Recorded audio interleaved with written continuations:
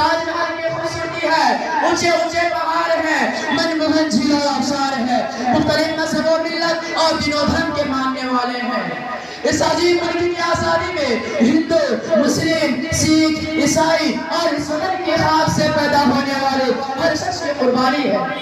وطن کے کئی اور پرسنٹوں اس جنت نشاں ملک ہندوستان سے غلامی کا دھماکہ مٹانے میں جہاں مہاتما گاندھی، پنڈت جواہر لال نہرو، سردار پٹیل، ڈاکٹر بھیم راؤ امبیڈکر کا اہم کردار ہے، وہیں امام الہند مولانا ابوالکلام آزاد، مولانا محمد علی جوہر، بانی تحریک رشید مال حضرت شیخ الہند اور شیخ الاسلام مولانا حسین احمد مدنی کا عظیم کارنامہ ہے۔